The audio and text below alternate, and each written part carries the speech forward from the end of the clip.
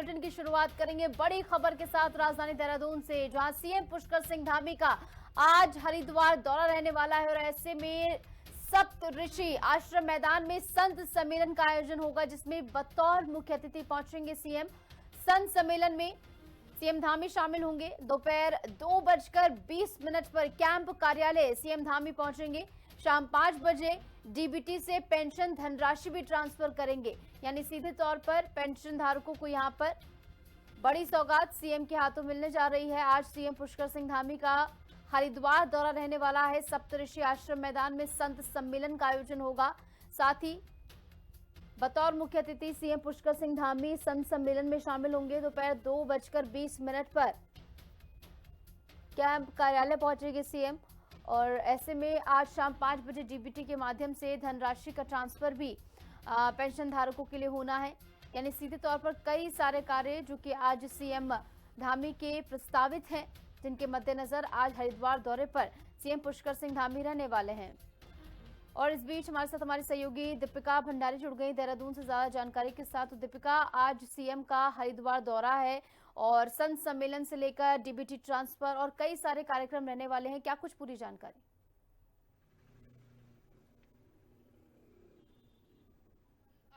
देखिए निशु, मुख्यमंत्री का जो है आज हरिद्वार दौरा है। तीर्थ नगरी में जो है आज मुख्यमंत्री पुष्कर सिंह धामी शिरकत करने वाले हैं और यहाँ पर संत सम्मेलन कार्यक्रम में प्रतिभाग करने वाले हैं, जिसमें तमाम हरिद्वार के जितने भी अखाड़ा हैं, जितने अखाड़ा परिषद हैं, उसके साधु संत जो है वो मौजूद रहने वाले हैं।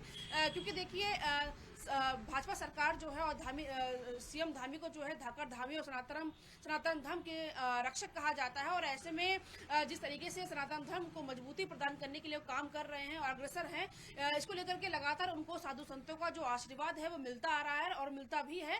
और ऐसे में कहीं न कहीं जो दौरा है वो काफी महत्वपूर्ण माना जा रहा है। विधानसभा चुनाव को देखते हुए भी ये महत्वपूर्ण काफी अहम है, क्योंकि जब भी विधानसभा के चुनाव होते हैं, ऐसे में भाजपा सरकार की बात करें या फिर भाजपा प्रत्याशियों की बात करें, संत साधु संतों का जो आशीर्वाद है, जो वोट बैंक है, वो अच्छा खासा वोट बैंक जो है वो सरकार को, भाजपा सरकार को इसमें मिलता है।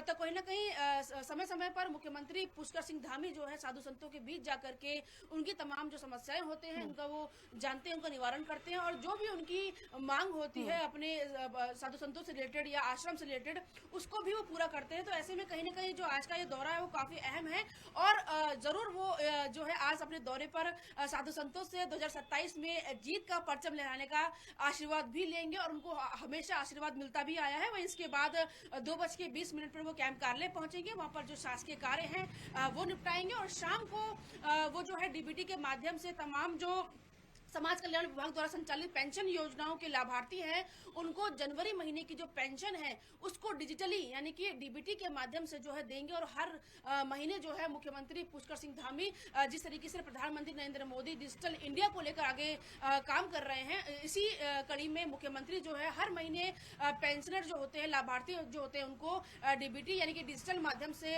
पेंशन देते हैं। और कहीं ना कहीं हम कह सकते हैं कि प्रधानमंत्री नरेंद्र मोदी का जो सपना है उसको साकार करते हुए मुख्यमंत्री पुष्कर सिंह धामी नजर आएंगे और शाम 5 बजे उनका जो कार्यक्रम है वो कैंप कार्यालय में रखा गया है। ठीक है दीपिका, बने रहिए हमारे साथ। तमाम जानकारी के लिए आगे भी आपका रुख करेंगे। इस बीच खबरों में आगे बढ़ेंगे। देहरादून से एक बड़ी खबर आपको बता दें, सीएम धामी की कई अहम मुलाकातें आज रहने वाली है। उत्तराखंड वक्फ बोर्ड अध्यक्ष से मुलाकात करेंगे सीएम और शादाब शम्स ने सीएम धामी का आभार भी यहां पर जताया। अल्पसंख्यक आयोग उपाध्यक्ष ने भी मुलाकात सीएम से की है और मुलाकात की तस्वीरें हम आपको दिखा रहे हैं। उपाध्यक्ष फरजाना बेगम ने सीएम का आभार जताया है। मदरसा शिक्षा बोर्ड के अध्यक्ष ने भी मुलाकात सीएम से की है और पुष्प गुच्छ देखिए यहाँ पर भेंट किया गया है। मुफ्ती शमून ने भी सीएम संग बातचीत की है। कई सारे महत्वपूर्ण मुद्दे, अल्पसंख्यक शिक्षा प्राधिकरण के गठन पर खासतौर पर यहाँ पर सीएम का आभार व्यक्त किया गया है और मुलाकात की तस्वीर हम आपको दिखा रहे हैं। अल्पसंख्यक शिक्षा प्राधिकरण गठन पर आभार व्यक्त किया गया है। इसी के साथ साथ सीएम धामी की कई अहम मुलाकातें आज रही। उत्तराखंड वक्फ बोर्ड अध्यक्ष से मुलाकात सीएम ने की है और ऐसे में शादाब शम्स ने सीएम धामी का आभार यहां पर जताया है। अल्पसंख्यक आयोग उपाध्यक्ष ने भी मुलाकात के इस बीच दीपिका हमारे साथ लगातार बनी हुई। तो दीपिका, आज कई सारी अहम मुलाकातें सीएम की रही, जहां पर शादाब शम्स से लेकर कई सारे प्रमुख यहां पर मिलने पहुंचे सीएम से। जी बिल्कुल, देखिए बीते दिनों जो है मुख्यमंत्री पुष्कर सिंह धामी ने खासतौर पर विशेष समुदाय के जो बच्चे हैं जो मदरसा में पढ़ते हैं उनके लिए एक बड़ा फैसला जो है वो लिया है, क्योंकि उन्होंने जो पिछला सत्र हुआ था विधानसभा का, उन्होंने ये विश्वास दिलाया था कि वो तमाम जो धर्मों के बच्चे हैं, चाहे वो हिंदू हो, मुस्लिम हो, सिख हो, ईसाई हो, बौद्ध हो, तमाम जो बच्चे हैं वो एक ही छतरी के नीचे, एक ही अम्ब्रेला के नीचे जो है उनको पढ़ाया जाएगा, एक ही भवन के नीचे एक जैसी शिक्षा जो है उनको मिलेगी, उनको शिक्षा प्राप्त होगी, ताकि वो देश के लिए विकास के लिए जो है काम कर सके। ऐसे में जो मदरसा बोर्ड है जहाँ पर कुछ बच्चे पढ़ते थे, वहाँ पर लगातार ये शिकायतें आ रही थी कि उनको जो गलत तालीम जो है वो दी जा रही है, जो अवैध फंडिंग है वो की जा रही है।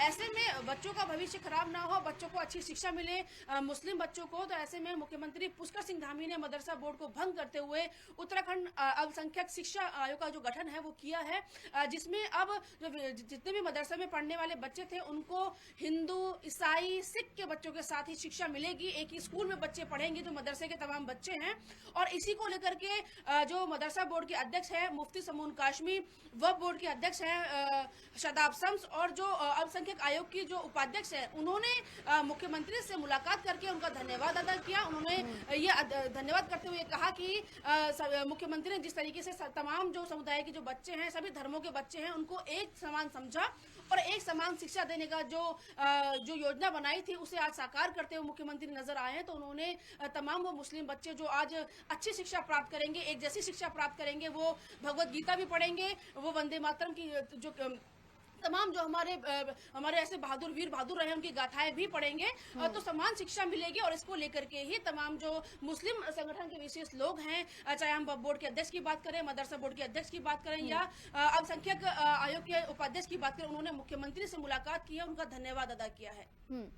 ठीक है, तो कुल मिलाकर यहाँ पर ये काफ़ी मुलाकातें जो हुई हैं काफ़ी अहम रही। बने रहिए हमारे साथ, और दीपिका तमाम जानकारी के लिए आपका एक बार फिर से रुख करेंगे। आगे बढ़ेंगे। उत्तराखंड की सुप्रसिद्ध चारधाम यात्रा सुरक्षित और सुव्यवस्थित बन सके, उसके लिए धामी सरकार लगातार निर्णय ले रही है, जिसमें अधिकारियों की जिम्मेदारी भी तय की जा रही है। मुख्यमंत्री पुष्कर सिंह धामी ने कहा कि चारधाम यात्रा में आने वाले श्रद्धालुओं की संख्या हर साल बढ़ रही है, इसलिए यात्रा को सुरक्षित और सुव्यवस्थित करने की जिम्मेदारी सरकार की और ज्यादा बढ़ जाती है।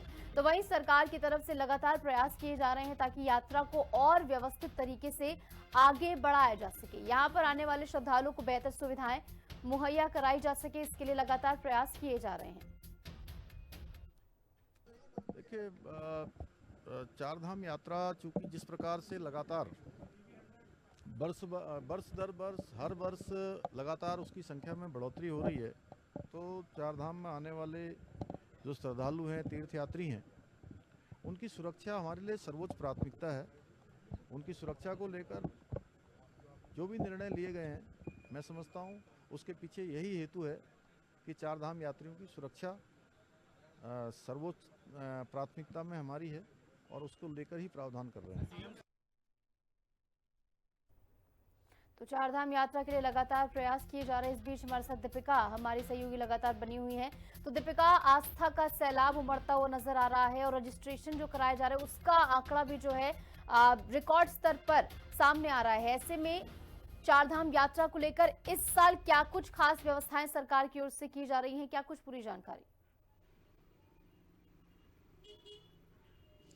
बिल्कुल, देखिए जिस तरीके से चारों धामों में लगातार हर साल श्रद्धालुओं की भक्तों की जो संख्या है वो लगातार जिस तरीके से बढ़ रही है, ऐसे में तमाम जो व्यवस्थाएं हैं उसको सुदृढ़ करने के लिए मुख्यमंत्री पुष्कर सिंह धामी ने तमाम अधिकारियों को निर्देश दिए हैं। फिर चाहे वो PWD विभाग हो, फिर चाहे वो रजिस्ट्रेशन जो करते हैं वो तमाम कर्मचारी हो, पुलिस विभाग हो, जल विभाग हो, विद्युत विभाग हो, तमाम उन अधिकारियों को निर्देश दिए हैं ताकि श्रद्धालुओं को ना तो पानी की दिक्कत हो, ना ही जो बदहाल सड़कें हैं उनसे जूझना पड़े, या फिर कोई अन्य समस्या है जो वो ऐसे में मुख्यमंत्री ने लगातार ये निर्देश दिए हैं कि तमाम जो व्यवस्थाएं हैं वो पूरी होनी चाहिए। खासतौर पर जो चिकित्सा विभाग है उनको ही निर्देश दिए हैं कि जब भी चारधाम यात्रा शुरू होती है तो हर कुछ दूरी पर जो है डॉक्टरों की टीम, नर्स, डॉक्टर जो है वो तैनात रहने चाहिए, क्योंकि देखिए खासतौर पर केदारनाथ में हम देखते हैं कि जब चढ़ाई चढ़ते हैं श्रद्धालु तो ऑक्सीजन की कमी के कारण जो है उन्हें हार्ट अटैक जैसी बीमारियां हो जाती है, और हार्ट अटैक आ जाता है या अन्य कोई बीमारियां जो है वो हो जाती है, जिससे उनकी मौतें भी हुई है। और यमुनोत्री धाम में भी ठीक ऐसा ही देखने को मिलता है। ऐसे में मुख्यमंत्री ने ने तमाम जो व्यवस्थाएं वो करने के निर्देश दिए हैं, चाहे वो पुलिस विभाग हो, उनको ये निर्देश दिए हैं कि भीड़ के ऊपर कैसे काबू पाया जाए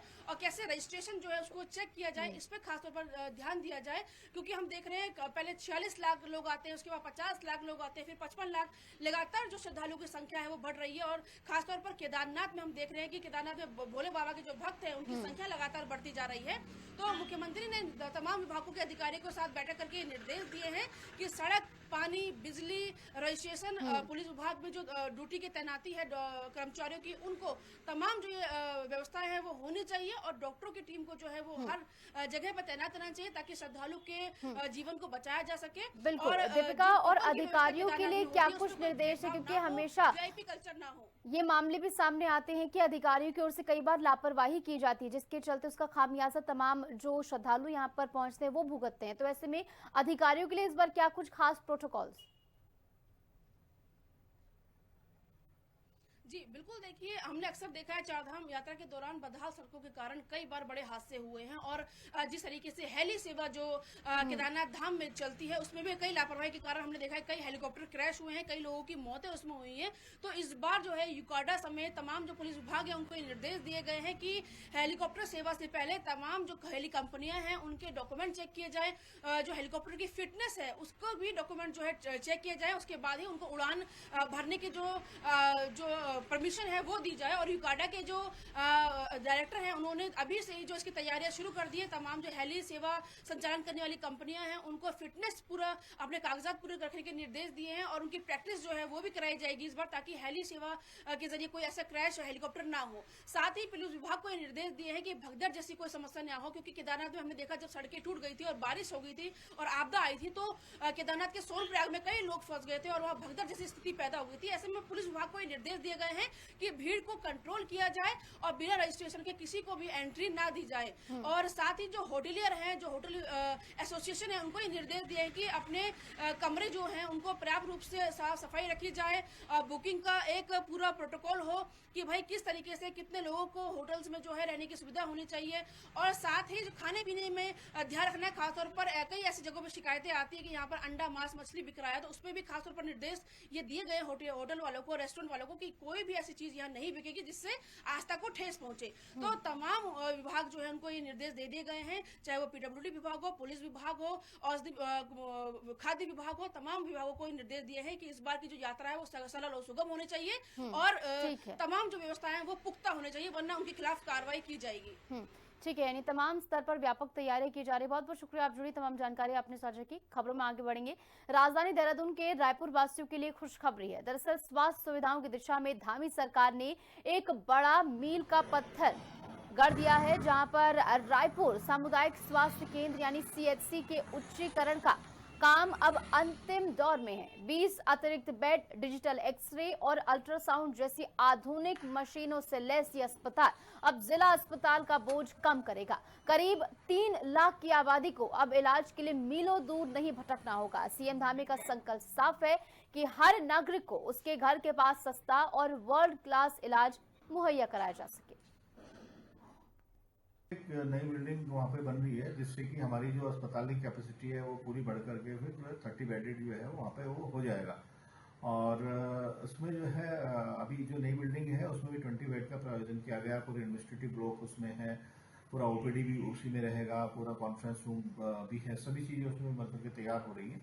और मैंने अभी लास्ट टाइम इंजेक्शन किया था 15 दिन पहले वहाँ पे, तो उन्होंने कहा था कि फरवरी के लास्ट तक हम इसका कर देंगे। तो मैंने ये सुनिश्चित करने के लिए कहा है कि फरवरी लास्ट तक जो है ना आप इसका निर्माण जो है वो कंप्लीट कर दें।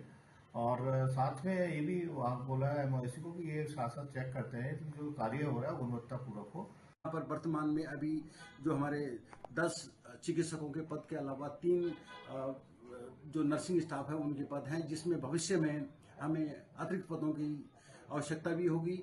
और इसके लिए जो शासन आदेश में सचिव महोदय ने इसमें आदेश में 6 अतिरिक्त डॉक्टर और पैरा मेडिकल और स्टाफ का जो हमारा प्रस्ताव उसमें सम्मिलित है। और भविष्य में यहाँ पे अतिरिक्त सेवाओं के बढ़ने के साथ साथ इन सेवाओं का लाभ सभी लोगों को मिलेगा। अभी ये है कि जो सरकार ने जो ये पहल करी है वो यहाँ की जनता के लिए और आसपास के क्षेत्र के लिए तो बहुत ही अच्छा है। और भविष्य में मुझे लगता है कि सारी सुविधाएं अगर इसमें आ जाएंगी तो यहाँ की जनता के लिए और आसपास के क्षेत्र के लिए बहुत अच्छा रहेगा। और हमारा जैसे कि दून हॉस्पिटल जो मेडिकल कॉलेज बन गया, तो इसी हॉस्पिटल का जो है इससे ऊपर ज़्यादा लोड आएगा और ये मतलब यहाँ के लोगों के लिए सबसे ज़्यादा सुविधाजनक रहेगा। उत्तराखंड की धामी सरकार ने साहसिक पर्यटन के क्षेत्र में 83 नई चोटियों को खोलकर इतिहास रच दिया है। गढ़वाल से कुमाऊं तक अब पर्वतारोहियों के लिए रोमांच का नया रास्ता खुल गया है। पर्यटन और वन विभाग के इस साझा मिशन से न सिर्फ देवभूमि को वैश्विक पहचान मिलेगी, बल्कि स्थानीय युवाओं के लिए रोजगार के नए द्वार भी खुलेंगे। दरअसल सीएम धामी का विजन साफ है, सुरक्षित और सतत पर्यटन के जरिए उत्तराखंड दुनिया का एडवेंचर हब बनेगा। राज्य सरकार सुरक्षित, जिम्मेदार और सतत पर्वतारोहण के लिए पूरी तरह प्रतिबद्ध है।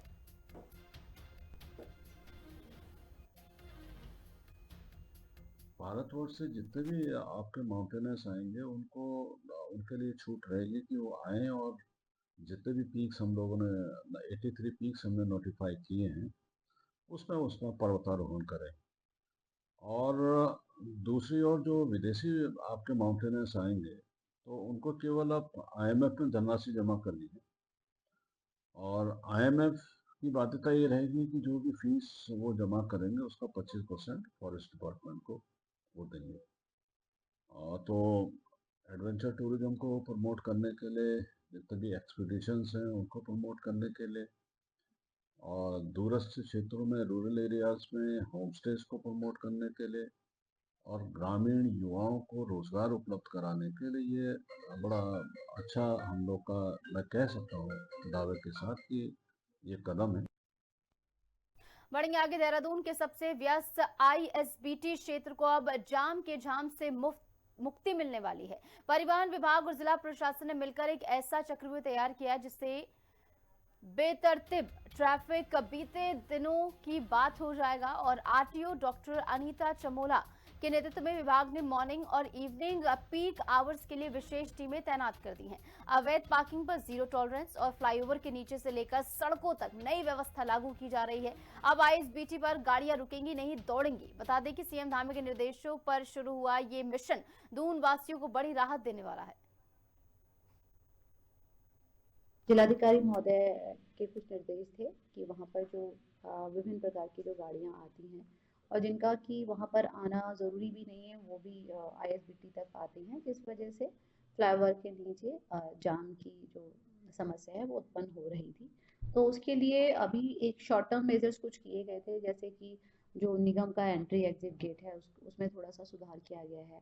इसके अलावा जो वेरियस कट्स थे वहाँ से छोटी बड़ी सभी प्रकार की गाड़ियाँ निकल रही थी, तो उनको भी निकलने के लिए थोड़ा सा प्रतिबंधित किया गया है और कुछ कट्स को बड़ा किया जा रहा है, कुछ कट्स को छोटा किया जा रहा है।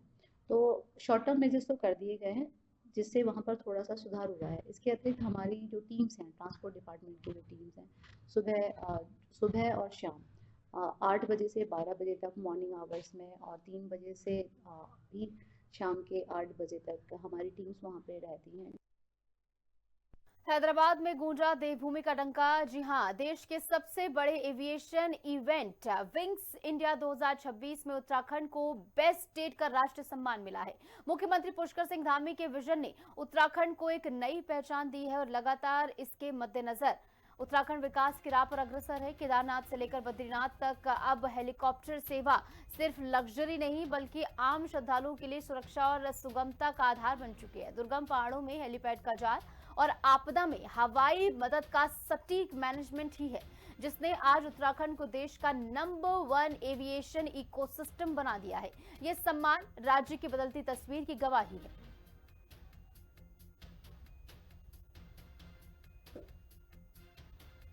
सिविल एविएशन सेक्टर का एक इम्पॉर्टेंट इवेंट है और ये एशिया के इम्पॉर्टेंट एयर शोज़ में से एक था और इसमें मिनिस्ट्री ऑफ सिविल एविएशन के नेतृत्व में इसे किया गया। और अगर हम बात करें तो इसमें हमारे स्टेट को best state for promotion of aviation ecosystem में जो अवार्ड मिला है उसमें माननीय मुख्यमंत्री जी के मार्गदर्शन में जिस तरीके से सिविल एविएशन सेक्टर में काम किया गया, पंतनगर और नैनी सैनी एयर स्ट्रिप के एक्सपांशन या इंटरनेशनल एयरपोर्ट जो बनाए जाने से संबंधित है, जॉलीग्रांट को भी महत्वाकांक्षी तरीके से जो इंटरनेशनल एयरपोर्ट में कन्वर्ट करने के लिए कार्य किया जाना है। उसी तरीके से चिन्याली, सौड़ और गौचर को इंडियन एयरफोर्स को दिए जाने संबंधी जो माननीय कैबिनेट का निर्णय, इस तरीके के बेटर डिसीजंस और आरसीएस में और यूएसएस के जो मल्टीपल रूट्स हमारे यहाँ पे बनाए गए हैं और एविएशन सेक्टर के नेटवर्क को इम्प्रूव किया गया। उत्तराखंड की सियासत में निवेश के मुद्दों पर इन्वेस्टमेंट वॉर छिड़ गई है। पूर्व मुख्यमंत्री हरीश रावत ने राज्य में हुए ग्लोबल इन्वेस्टर समिट को लेकर सरकार पर सीधा हमला बोला है। रावत ने इन आयोजकों को जनता के साथ एक बड़ा मजाक करार देते हुए कहा कि धरातल पर निवेश का 1 रुपया भी नजर नहीं आ रहा। उन्होंने आरोप लगाया कि सरकार केवल आंकड़ों की बाजीगरी कर रही है, जबकि राज्य का युवा आज भी बेरोजगार है और रोजगार के लिए तरस रहा है। हरीश रावत के इस बयान ने अब देहरादून से लेकर दिल्ली तक सियासी पारा गरमा दिया है। उत्तराखंड के साथ ये दोनों ग्लोबल समिट, जो पहले हुआ था और जो दूसरा हुआ है, ये दोनों बड़े मजाक है, ये क्रूएल जोक है उत्तराखंड के ऊपर इन्वेस्टमेंट के नाम पर जो है। और अब ये उत्तराखंड की महानता है कि इस मजाक को सहन कर रहा है। अन्यथा पहला ग्लोबल समिट भी करीब करीब फ्रॉड आंकड़े आए और आज इस ग्लोबल समिट का भी कहीं कोई नतीजा तो दिखाई नहीं दे रहा है। और इसी के साथ हमारे इस खास बुलेटिन में इतना ही। आप देखते रहिए हिंदी खबर। नमस्कार।